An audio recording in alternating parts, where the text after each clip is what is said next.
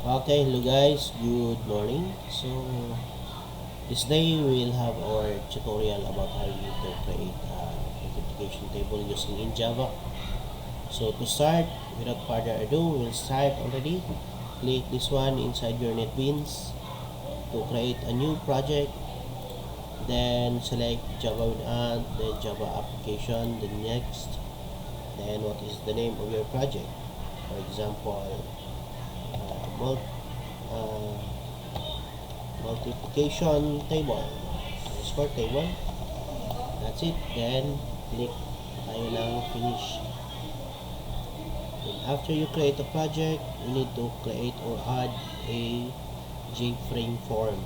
So this is your Java files. So dito sa loob ng ating project guys, right click tayo dito sa loob ng multiplication table, select new, then we'll use the JFrame form. Then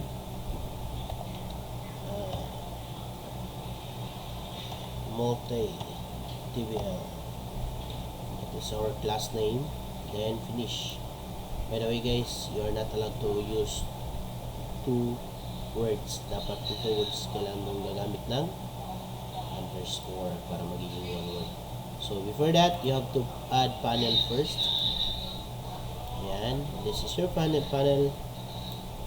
and you can change the background color. Then after your label, click here and label 1 inside the properties. This is your multiplication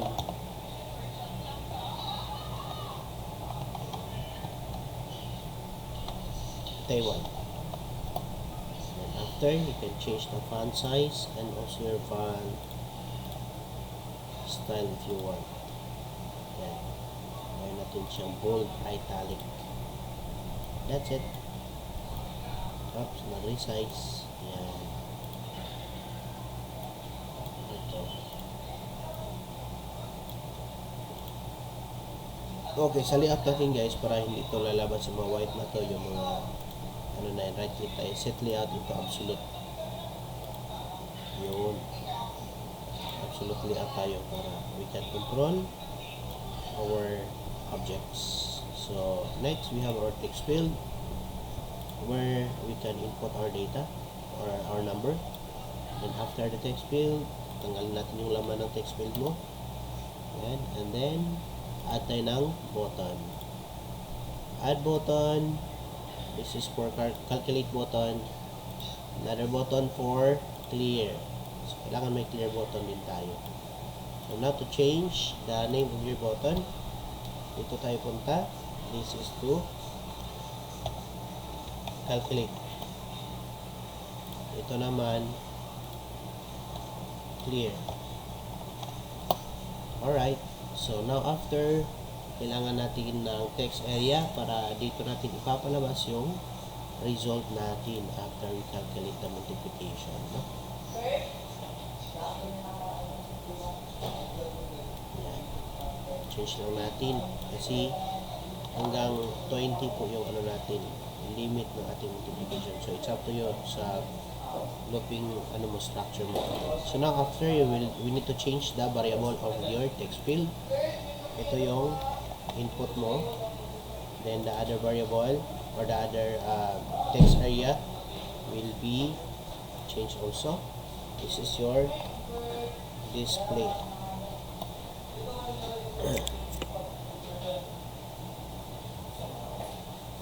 Halagay lang po dito. Then now, after that,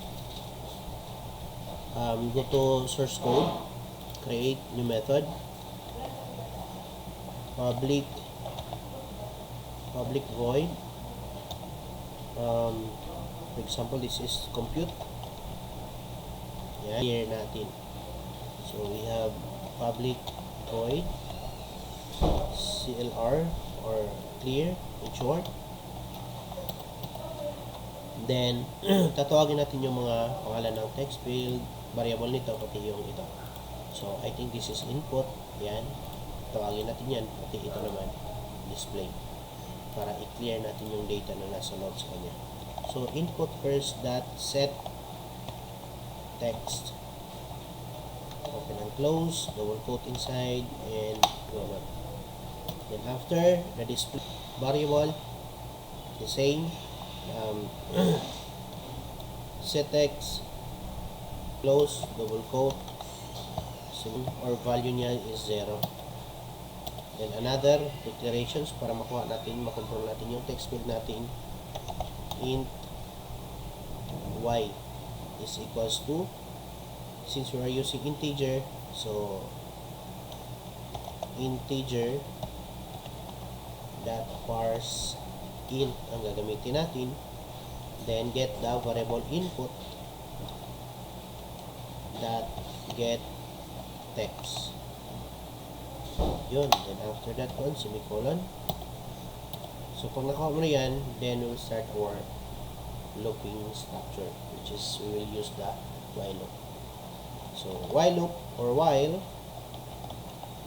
open and close, we will call the variable x less than or equal to 20. So yung 20 na yan, this is our limitations kung hanggang saan siya mag-loop. Okay? So starting ng looping niya is 0, which is that is the value of our x, and less than 20 or equal, ibig sabihin aabot siya hanggang 20.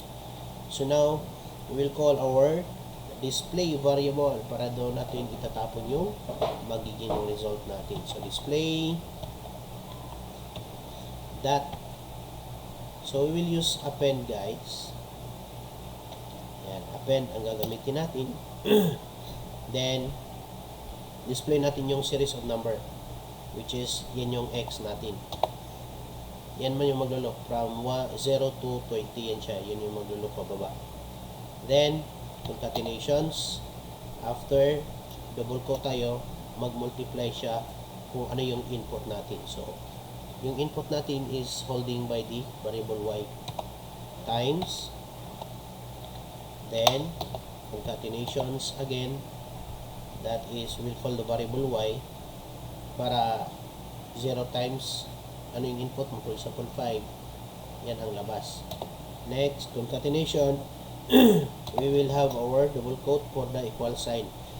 Then after the equal sign, concatenation again para sa result, which is x times y na tayo. Then after that one, yan, tapos na tayo, display siya. After dito, we'll have our ano yung sa loop natin, x. So x plus plus tayo, incrementation. We'll have our incrementation below x plus plus. Ayan. So now, para mag-work yung mga codes natin, ayan, para dyan yan sila sa loob. Okay. So that's it, guys. Now, para mag-work yung method na to, or yung functions na to, kailangan natin yung siyang tawagin dito sa calculate natin. So, right-click sa calculate button mo, event, action perform. So, dito sa line na to, tatawagin natin yung method na compute. Compute, open and close, parentheses, then semicolon. So, now, natawag na natin siya. Pag-click natin ng compute, kung ano yung laman ng method na to, or functions na to. So, yun ang i-process niya. So, dito naman sa clear, the same process. Event, action perform. And then, after, we will call also the CLR method. CLR, open and close parentheses, semicolon. So, now after, we'll try to run our program. Shift F6 lang tayo, guys, in your keyboard. Shift tapos F6. So, we'll see the result if our program is correct. So, input tayo ng 2. Gusto makita yung 2 multiply by 20. Ayun. So, as you can see, guys, one line lang siya.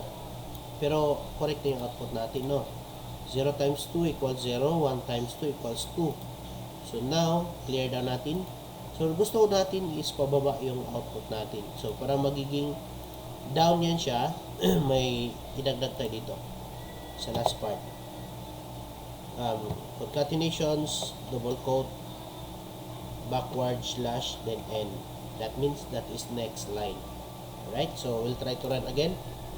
Kung pababa na ba yung display. Ito lang yung tinagdag natin. 5, calculate. Ayun. So hanggang 20 po yung multiplication natin. So multiply by 5 yan siya lahat.